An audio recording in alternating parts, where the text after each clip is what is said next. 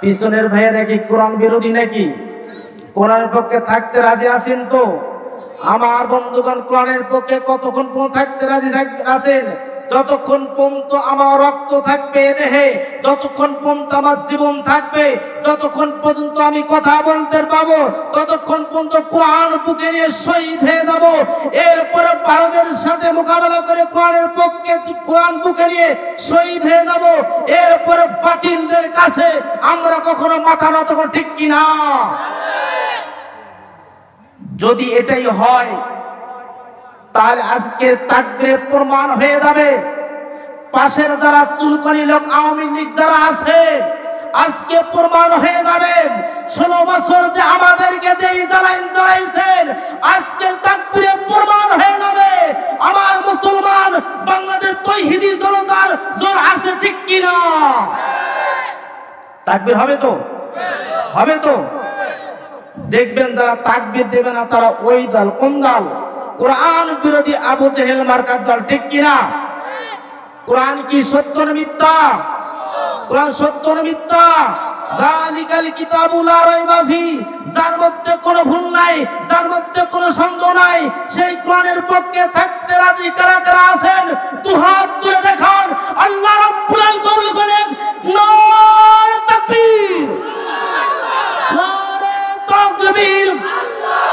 কোরআন হাদিসের আলো, কোরআন হাদিস যেখানে, আরে ওলামা যেখানে, নারে তাকবীর। বাস, অন্তত যারা ঘুমাইছে তারা বুঝলো ওখানে কিছু একটা হচ্ছে, ঠিক কিনা? শয়তানরা তো ঘুমাবে, কোরআনের প্রেমিক তো ঘুমাতে পারে না, কোরআনের প্রেমিক তো ঘুমাতে পারে না। কোরআনের প্রেমিক যারা তো রক্ত দেখতে পায় না। এক মুসলমান ভাই রক্ত ধরবে আর এক মুসলমান ঘরের ভেতরে বসে থাকতে পারে, ঠিক কিনা? আমরা মুসলমান রক্ত দিয়েছি, জান দিয়েছি, মাল দিয়েছি, আবার যদি বাংলার জমিনে রক্ত দেওয়ার লাগে রক্ত দিয়ে স্বাধীন হয়ে যাবো। এই বাংলার জমিনের এক চুল মাটি ছেড়ে দেবো না, ঠিক কিনা? আজকে ভারতের মোদীকে সতর্ক করে দেই, আমার বন্ধুগণ, বাংলাদেশকে ডাক দেবেন না। আমরা মুসলমান, এই বাংলার জমিনে মুসলমানের জীবন দিয়েছে, শহীদ হয়েছে, এই মুসলমান রক্ত দিয়েছে, রক্ত দিলে আবার রক্ত দেবে, এরপরও বাতিলদের সঙ্গে আপোষ হবে না, ঠিক কিনা? আমার ভাইয়েরা, কোরআন নাজিল করলেন কে? আমরা কার? কথা হবে কার? আসমান কার? জমিন কার? আইন চলবে কার? সেই আইন চলতে গিয়ে যারা বাধা দিবে, যারা স্লোগান বন্ধ করে দিবে, যারা আলেমদেরকে দেখলে টিটকারি করে, আপনি মনে করিবেন আবু জেহেলের পাঁচশাদল, ঠিক কিনা? আমার ভাইরা, আলোচনা কি চালাবো? হুজুর আগেই বলে দিয়েছে, হুজুর 30 মিনিট আলোচনার তো সাইজ করতেও তো লাগে তো 15 মিনিট, ঠিক কিনা? জায়াত তেলাওয়াত করছি, আপনারা দিয়েছেন শহীদ আল্লামা আব্দুল হান্নান সাইদির রুহের মাগফিরাতে আলোচনা করতে যাই, বই বানালে 1 ঘন্টা সময় লাগবে। কয় ঘন্টা? আমার ভাইয়েরা, জানি না আমার সময় কতক্ষণ পর্যন্ত নির্ধারণ করবেন, মহান আল্লাহ রাব্বুল আলামিন জানেন। তবে বন্ধুগণ আমার, আল্লাহ রাব্বুল আলামিন তার প্রিয় হাবিব জনাব মুহাম্মদ রাসূলুল্লাহ সাল্লাল্লাহু আলাইহি সাল্লামকে সারা জাহানের জন্য রহমত স্বরূপ পাঠাইলেন। আল্লাহ রাব্বুল আলামিন ডাকতে বলছেন, নবী গো, আমি যেন সারা জাহানের জন্য রব্বুল মুসলিমিন নই, আমি হচ্ছে রব, সারা পৃথিবীর জন্য রব, আসমানের রব, জমিনের রব, যা কিছু সৃষ্টি করছে সবের জন্য রব। সেই রবের আইন চলবে, সেই রবের আইন যারা অমান্য করবে তারাই তো কেবল কাফের, ঠিক কিনা? ও নবীজি, শুধু মুসলমানদের জন্য তোমাকে রহমত বানায় নাই, শুধু হিন্দু জাতির জন্য রহমত বানায় নাই, শুধু খ্রিস্টান জাতির জন্য রহমত বানায় নাই। ও নবীজি, আসমান এবং জমিনে যাহা কিছু সৃষ্টি করলাম, আমি আল্লাহ রাব্বুল আলামিন সারা জাহানের জন্য তোমাকে আমি রহমত স্বরূপ প্রেরণ করলাম। নবীজি, দুনিয়ার জমিনে তোমাকে সৃষ্টি করার পরে, অর্থাৎ আমার তোমার উম্মতেরা, আমার বান্দারা কি করবে, কোনটা কাজ করলে ভালো, কোনটা কাজ করলে খারাপ, ও নবীজি তোমার উম্মতকে জান্নাতে যাওয়ার জন্য, সঠিক পথে আসার জন্য নবীজি তোমার উপরে আর একখানা কিতাব নাজিল করলাম। সেই কিতাবের নাম কি? কোরআন। নবীজি আমার, এই কোরআন দিয়ে সমাপ্ত নয়, এই কোরআন আমি আল্লাহ রাব্বুল আলামিন সম্মান করে দেন তোমার উম্মতের উপরে। ও নবীজি, দুনিয়ার জমিনে যারা কোরআনকে মানবে, কোরআনকে যারা হেফাজত করবেন নবীজি, আমি আল্লাহ রাব্বুল আলামিন দুনিয়ার জমিনে তাকে হেফাজত করব, সম্মান করব। কারণ হাসরের ময়দানে আসমান জমিন তামায় পরিণত হয়ে যাবে। দেড় হাত মাথার উপরে যখন সূর্য চলে আসবে, মানুষ নাফসি নাফসি করা শুরু করবে নবীজি। এই কোরআনকে সম্মান করার কারণে আমি আল্লাহ রাব্বুল আলামিন তাদেরকে বেনে হিসেবে জান্নাত দেব। জোরে জোরে বলেন সুবহানাল্লাহ, আর জোরে বলেন সুবহানাল্লাহ। আমার আল্লাহ রাব্বুল আলামিন কোরআন নাযিল করে বলেন, নবীজি এই কোরআনের নাম হচ্ছে কোরআন। ও নবীজি, এই কোরআনে আমি আল্লাহ রাব্বুল আলামিন অপর নাম দিলাম ফুরকান। ফুরকান শব্দের অর্থ হলো পার্থক্যকারী। সমাজে কোনটা ন্যায়, কোনটা অন্যায়, কোনটা হালাল, কোনটা হালাল, কোনটা বৈধ, কোনটা অবৈধ, কোনটা কোরআনের আইন, কোনটা কোরআনের আইন না, এগুলো মানার জন্য নবী গো আমি আল্লাহ রাব্বুল আলামিন তোমার উপরে ফুরকান নাযিল করলাম। আমার বন্ধুগণ গভীর মনোযোগ দিয়ে শুনে যাবেন, আল্লাহ নবী সাল্লাল্লাহু আলাইহি সাল্লামকে কেমন সম্মান দিলেন। একদিন আল্লাহ নবীজি মন খারাপ করে বসে আছেন, হঠাৎ করে জিবরাইল আলাইহিস সালাম চলে আসলেন। আসিয়ে বলতেছেন, ইয়া রাসূলুল্লাহ, ইয়া হাবিবাল্লাহ, হুজুর আপনার কেন মন খারাপ? আমার আল্লাহ রাব্বুল আলামিন জানতে চাইছে নবী গো, আমার আল্লাহ রাব্বুল আলামিন জানতে চাইছে আপনার কেন মন খারাপ? আপনাকে কেউ দুঃখ দিয়েছে? আপনাকে কেউ কোনো গালি দিয়েছে? বিশ্ব নবীজি ডাকতে বলতেছেন, এ জিবরাইল, না না না, আমাকে কেউ গালি দেয় নাই, কেউ দুঃখ দেয় নাই। জিবরাইল, আমি চিন্তা করতেছি কাল হাসরের ময়দানে এই জমিন তামায় পরিণত হয়ে যাবে, দেড় হাত মাথার উপরে সূর্য এসে যাবে, না জানি আমার উম্মতের যেন কি হয়। এই কথা যখন বললেন হযরত জিবরাইল আলাইহিস সালাম, বিশ্ব নবী কি সাল্লাল্লাহু আলাইহি সাল্লাম একটি কবরের কাছে নিয়ে গেলেন।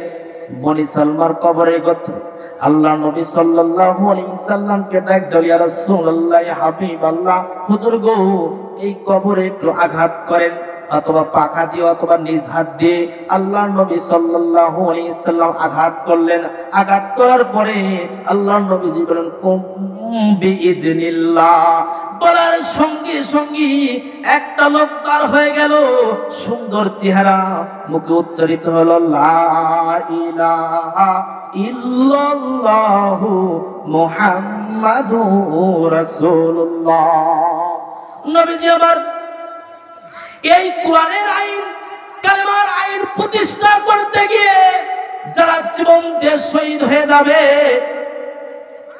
আল্লাহ রাব্বুল আলামিন তাদেরকে বেনে হিসেবে জান্নাত দেবেন। আমার বন্ধুগণ ভাইজান রে, এই হকের কথা বলতে গিয়ে আল্লাহ নবী সাল্লাল্লাহু আলাইহি সাল্লাম এই হকের আইন চালু করতে গিয়ে, অর্থাৎ কালেমার পতাকা প্রচার করতে গিয়ে সাহাবীদেরকে এক এক করে বিভিন্ন দেশে পাঠিয়ে দিচ্ছেন। এক এক করে সাহাবীদেরকে বিভিন্ন দেশে পাঠিয়ে দিচ্ছেন। হযরত মুআয ইবনে জাবাল রাদিয়াল্লাহু তাআলা আনহু, হুজুরের একজন সাহাবী, খুব সুন্দর সাহাবী, ছোট্ট একজন সাহাবী। আল্লাহ নবী সাল্লাল্লাহু আলাইহি সাল্লাম ডাকতে বলে, মুআয রে, তুমি আজকে ইয়ামেনের দিকে কালেমার দাওয়াত দিতে যাইবা, কিন্তু মুআয রে, জেনে রেখো আমি রাসূল মনে হয় আর জীবিত থাকবো না, আমার কবর আছে, কবর আসে জিয়ারত করবা। বিশ্বনবী সাল্লাল্লাহু আলাইহি সাল্লাম এই কথা বলার সঙ্গে সঙ্গে সাহাবী মুআয ইবনে জাবাল রাদিয়াল্লাহু তাআলা আনহু হুজুরকে কত ভালোবাসেন, আমার বন্ধুগণ ভাইজান রে, ডুকরে ডুকরে কান্না শুরু করে দিল।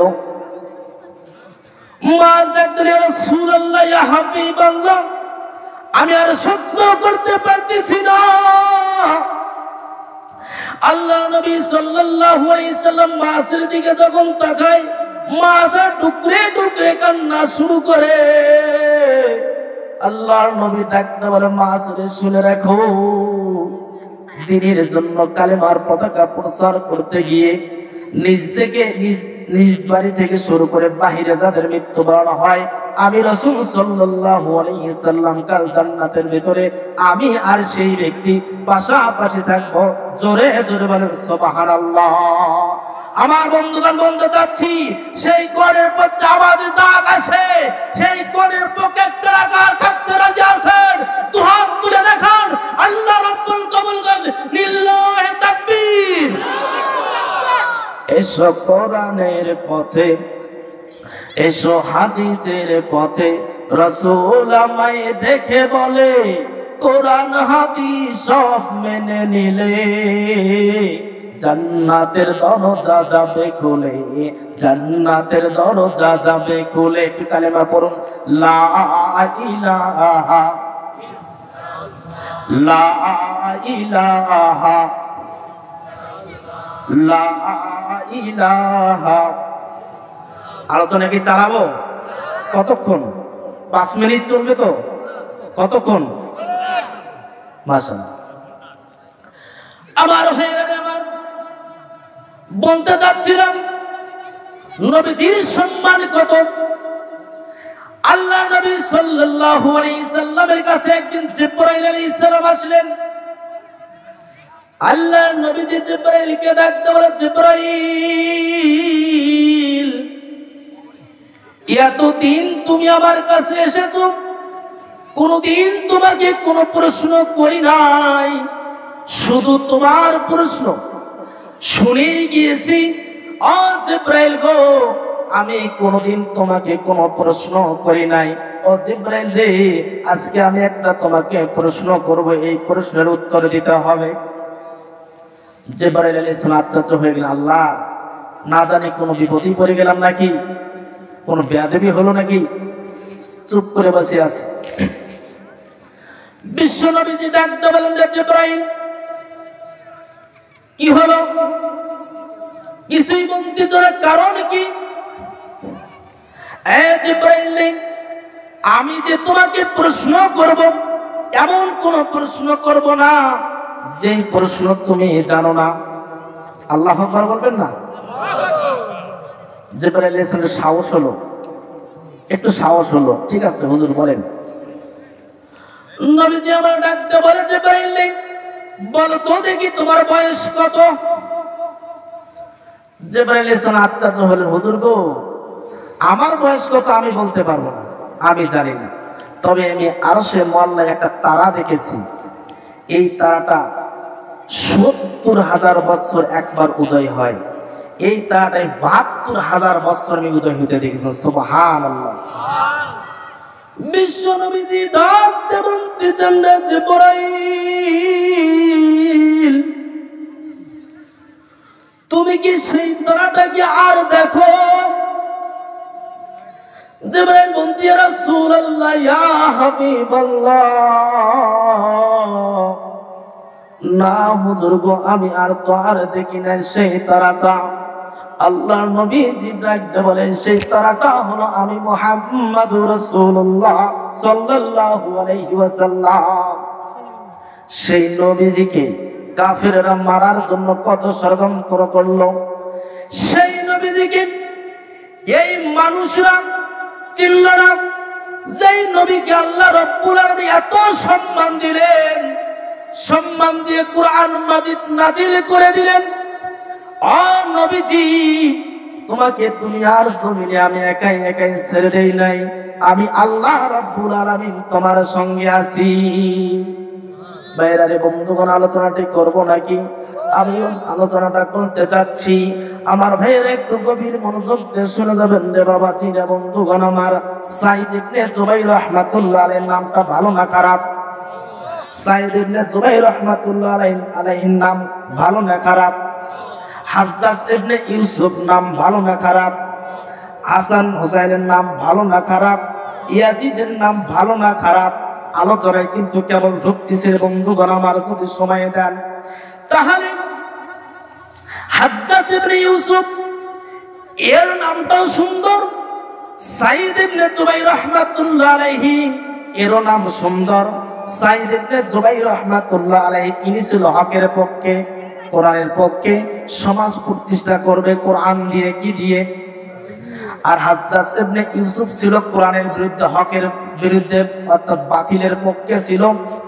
এবার হাজ্জাজ ইবনে ইউসুফ সাইদ ইবনে জুবাইর রাহমাতুল্লাহ আলাইহিকে খুবই ভালোবাসতো, খুবই মহব্বত করত।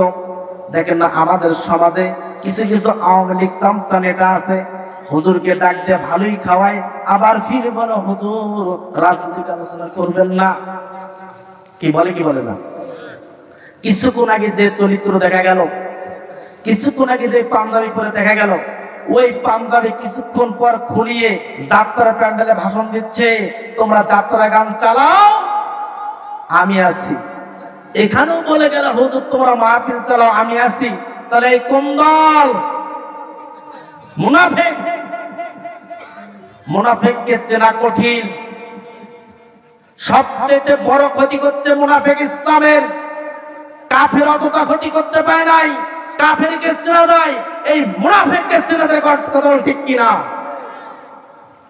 তবে সাইদ ইবনে জুবাইর রাহমাতুল্লাহ আলাইহির সাথে সম্পর্ক খুবই ভালো। এই বেচারা ছিল মদিনায়, সেখান থেকে কুফায় নিয়ে আসলেন। আসি হাজ্জাজ ইবনে ইউসুফ বলেন হুজুর এই মসজিদের ইমাম আপনাকে বানিয়ে দিলাম।